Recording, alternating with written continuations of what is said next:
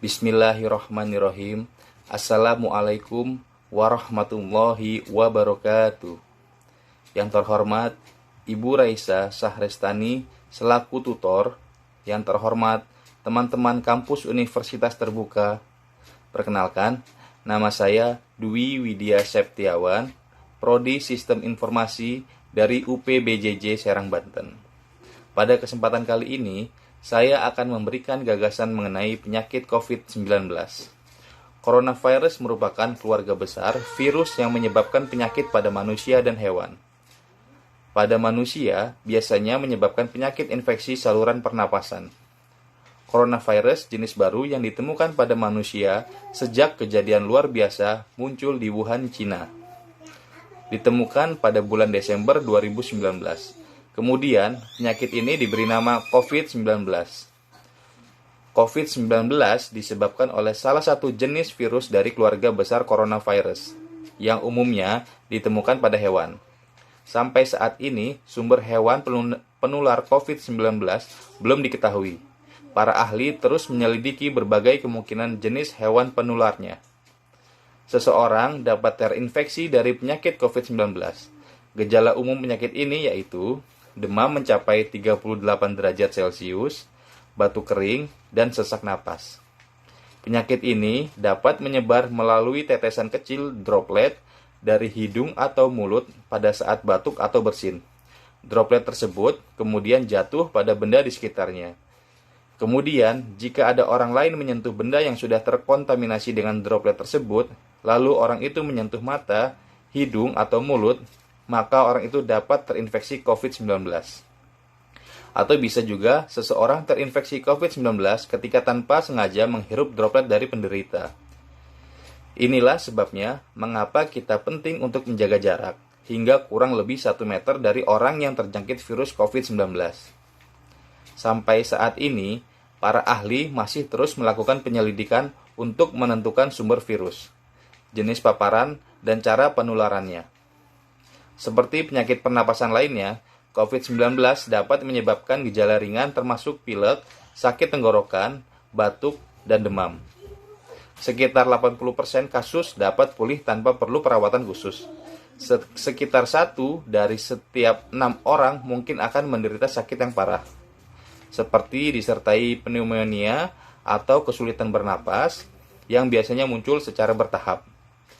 Walaupun angka kematian penyakit ini masih rendah, sekitar 3%, namun bagi orang yang berusia lanjut dan orang-orang dengan kondisi medis yang sudah ada penyakit sebelumnya seperti diabetes, tekanan darah tinggi, atau penyakit jantung, mereka biasanya lebih rentan untuk menjadi sakit parah. Melihat perkembangan hingga saat ini, lebih dari 50% kasus konfirmasi telah dinyatakan membaik, dan angka kesembuhan akan terus meningkat. Sampai saat ini, belum diketahui dengan pasti berapa lama COVID-19 mampu bertahan di permukaan suatu benda. Meskipun studi awal menunjukkan bahwa COVID-19 dapat bertahan hingga beberapa jam, tergantung jenis permukaan, suhu, atau kelembaban lingkungan. Namun, disinfektan sederhana dapat membunuh virus tersebut sehingga tidak mungkin menginfeksi orang lagi. Dan membiasakan cuci tangan dengan air dan sabun atau hand rub berbasis alkohol, serta hindari menyentuh mata, mulut, atau hidung lebih efektif melindungi diri Anda. Tangan menyentuh banyak hal yang dapat terkontaminasi virus. Jika kita menyentuh mata, hidung, dan mulut dengan tangan yang terkontaminasi, maka virus dapat dengan mudah masuk ke dalam tubuh kita. Gunakan masker dengan benar hingga menutupi mulut dan hidung ketika Anda sakit atau saat berada di tempat umum. Buang tisu dan masker yang sudah digunakan ke tempat sampah dengan benar. Lalu cucilah tangan Anda. Beberapa cara yang bisa dilakukan untuk mencegah penularan virus adalah menjaga kesehatan dan kebugaran agar stamina tubuh tetap prima dan sistem imunitas atau kekebalan tubuh meningkat. Mencuci tangan dengan benar secara teratur menggunakan air dan sabun atau hand rub berbasis alkohol Mencuci tangan sampai bersih selain dapat membunuh virus yang mungkin ada di tangan kita, tindakan ini juga merupakan salah satu tindakan yang mudah dan murah. Sekitar 98% penyebab penyakit bersumber dari tangan. Karena itu, menjaga kebersihan tangan adalah hal yang sangat penting. Ketika batuk dan bersin, tutup hidung dan mulut Anda dengan tisu atau lengan atau bagian dalam, bukan dengan telapak tangan. Hindari kontak dengan orang lain atau berpergian ke tempat umum. Hindari berpergian keluar rumah saat Anda merasa kurang sehat, terutama jika Anda merasa demam, batuk, dan sulit bernapas. Segera hubungi petugas kesehatan terdekat dan mintalah bantuan mereka.